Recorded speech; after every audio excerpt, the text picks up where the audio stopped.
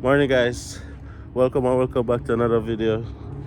All returning subscribers, returning viewers, welcome back. Thank you guys so much. Currently walking through this park. I've never walked through this park before, guys. So decided to take a walk this morning and take you guys with me, and just talk to you guys as usual. What I'm gonna be talking about today, guys, is income and expectations for new immigrants. Now, moving to a new country, it's always a big decision. You're changing your life, your landscape, your outlook, everything that you're gonna give it up to start a new journey in a new country, new experiences, right? Now, with that being said, we all have expectations of what we want the outcome to be, but you don't always start that way, right? You don't always start that way. Sometimes it starts rocky and then it starts leveling out itself, right? Now, what are some realistic expectations that you guys can have as a new immigrant when migrating to Canada?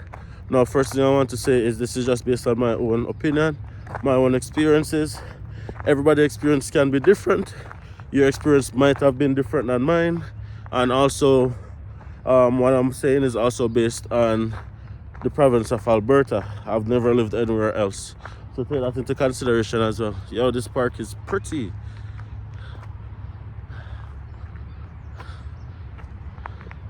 Can't believe I've never walked through this park before, man. Yeah, take that into consideration, guys. Now, the first thing that I want to point out, guys, is that when you migrate, if it is that you have qualifications in your home country or experience in your home country, oftentimes it counts for nothing. Sometimes it counts, but sometimes it counts for nothing. Sometimes you have to start over back from zero, right? So you have to be willing to start over back from a minimum wage job. A lot of persons are not willing to do that. So because of that, they get frustrated and they don't trust the process. And they know them throwing the towel a little bit too early. But be open-minded in just doing whatever you have to do to survive until you get that job that you really want, right? Now, what is very important is Canadian work experience and Canadian qualification. Now, you might be lucky. You might be lucky to get a job based on your experience in your home country and all of that. That's very possible as well. But the likelihood of that happening is very difficult. So be open-minded, right?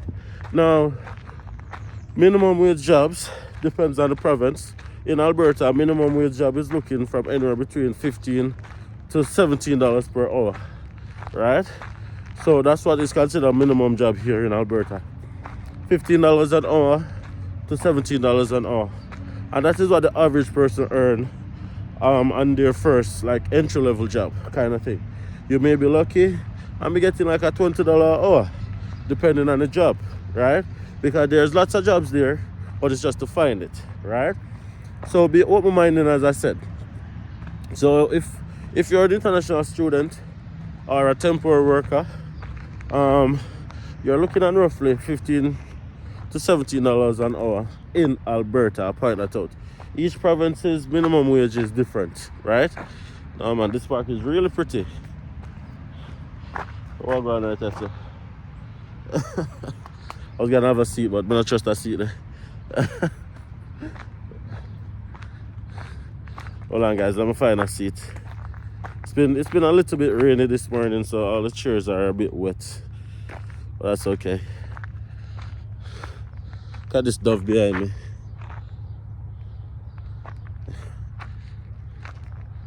Park in the tree by the tile,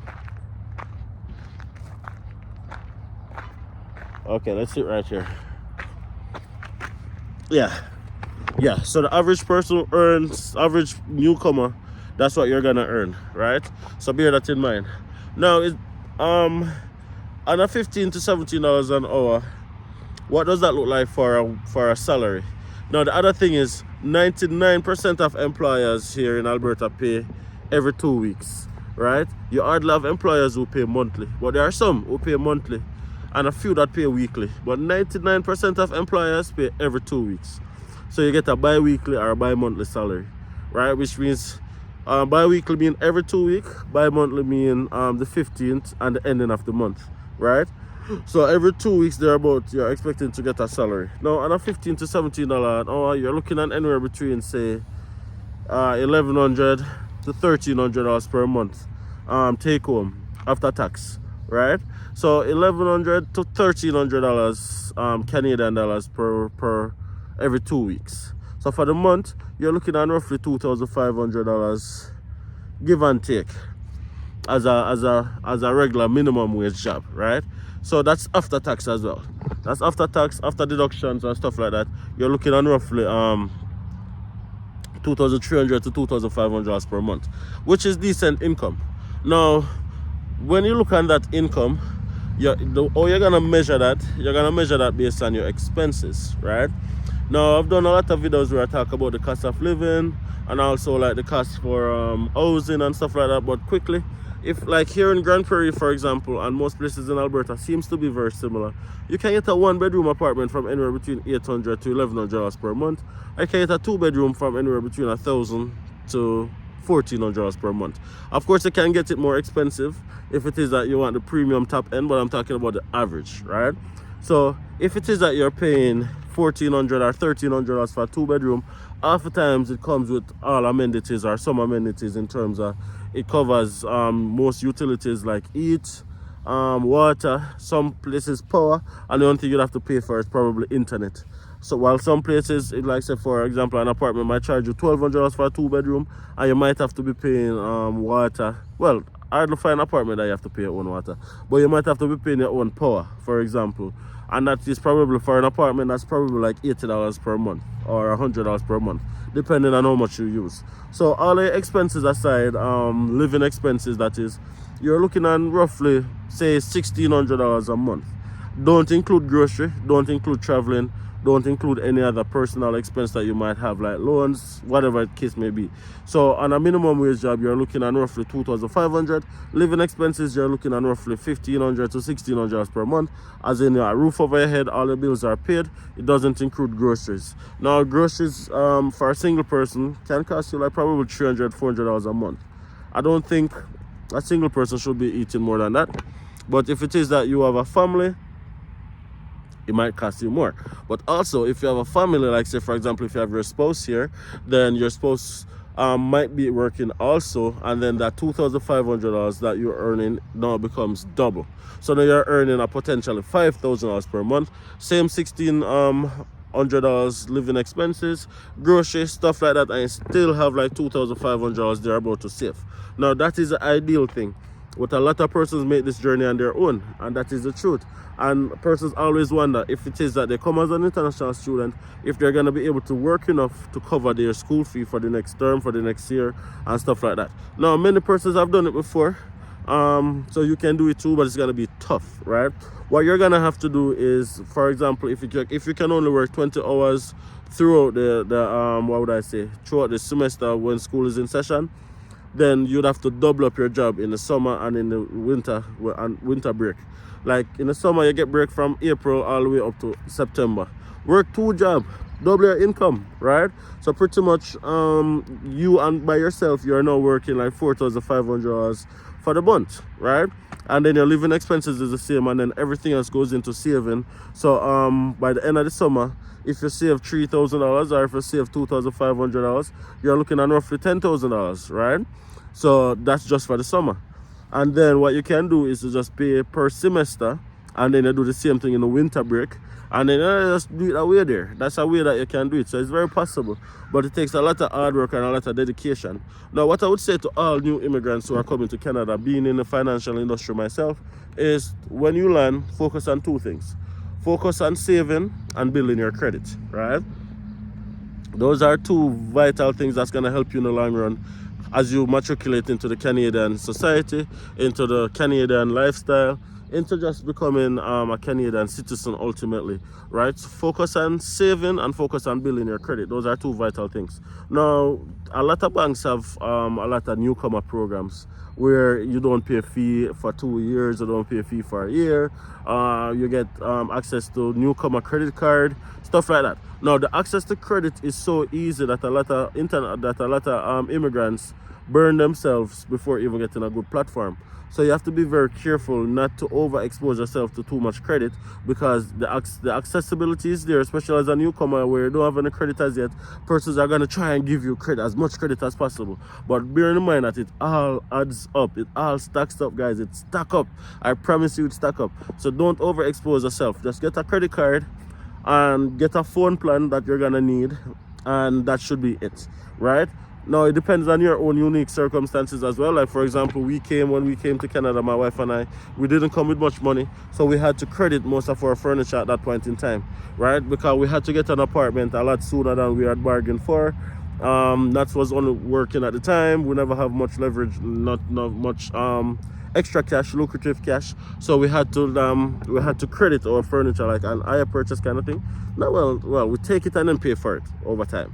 So that was very helpful for us. But at the same time, we didn't take more than what we need at the time, right? So when you rent an apartment, you get a fridge, a stove, a microwave, a dishwasher. Some might rotate, but a fridge and a stove is essential. You get that, and get an apartment that have washer and dryer.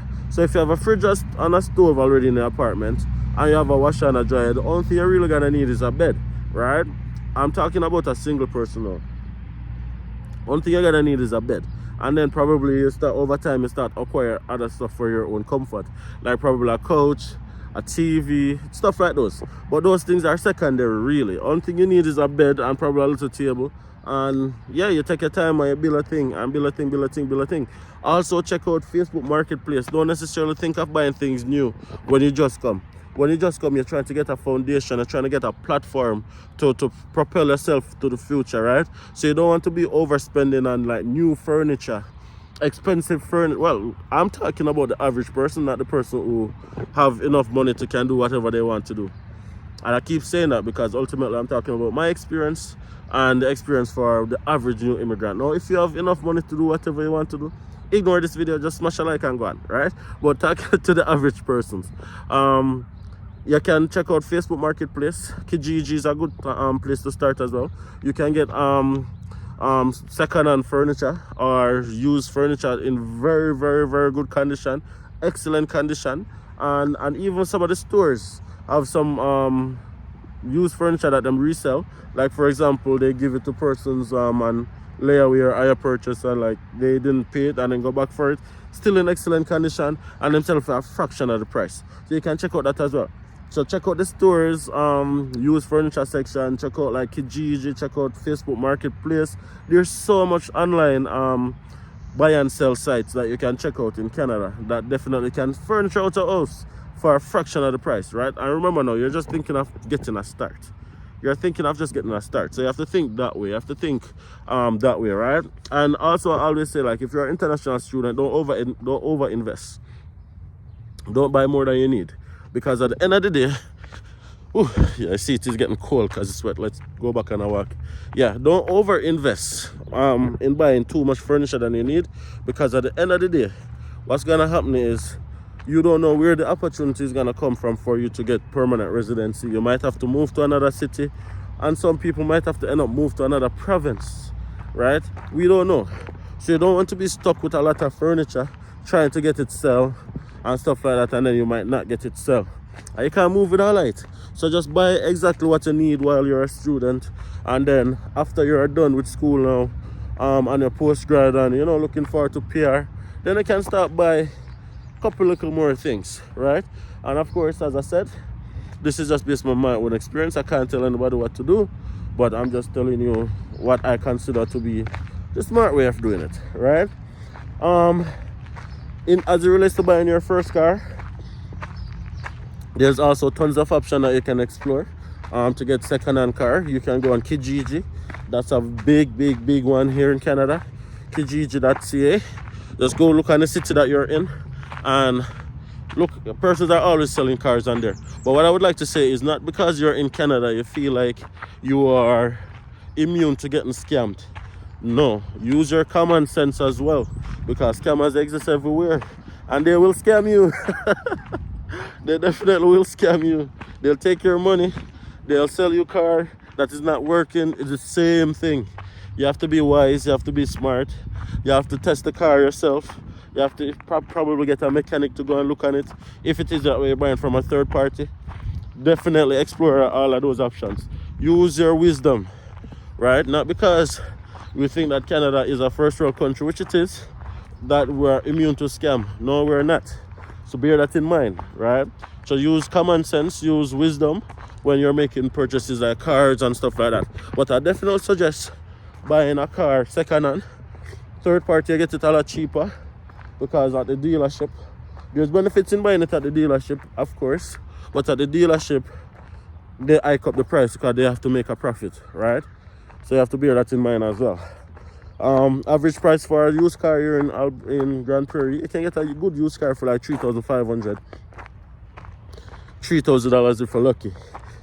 $5,000 get you a very good one, right? So stuff like that. So you can probably even get something to point A to point B for even $2,500. Depends on the deal, right? Now if you don't have that upfront money and you need a car to get started immediately, then you can also take a car out on credit. But as a newcomer, when taking a car out on credit, you have to come up with a deposit, right? Now the deposit sometimes vary based on the dealership, so you want to bear that in mind as well, right? But you can pay a deposit and then pay a monthly payment. But the thing is, when you're taking a car out on credit as a new immigrant, unless you're a permanent resident, if you're here as a student or on a work visa and you're taking a car out on credit, the term of the loan is gonna be to the term of your permit, right? So you have to bear that in mind. So your payment might be very expensive, right? Because if you're here on a 2-year permit or a 3-year postgrad or whatever the case may be, then the term of the loan, of the car loan, is gonna be to the term of your permit, right? So that hike up the payment a lot. But I definitely suggest buying it off Kijiji for your first car. And then, you ride that until the wheel fall off. You drive that until the wheel drop off. And then when the wheel drop off, you buy another one and drive that till the wheel drop off. And then when you feel like you're in a position, you can think about taking a car loan if that's what you want, right? Because ultimately, those are expenses that's gonna be a part of your $2,500 that we talked about at the beginning of the video. So imagine paying $1,600 for living expenses, housing, utilities, stuff like that, and then talking about a single person now, and then paying another $350 every 2 weeks for a car loan, right? That is almost $2,000. You don't buy grocery yet, you don't pay insurance yet, right? So you have to bear in all of those factors. So you have to spend wisely. You have to spend very wisely. Otherwise, you're gonna end up making $2,500 and spending $2,600 because your expenses outweigh your income. And then to supplement that, you're gonna have to end up taking credit, which is gonna be another factor that's gonna burn you in the future. So be wise, guys. Be smart. If you like the reasoning, smash a like on the video. Subscribe to the channel if you haven't subscribed already. Really helps me out. And drop a comment. Let me know what you think about the topic. Let me know what you think about the content. And big up on yourself. See you guys in the next video. Can you tell I'm really tired? Man.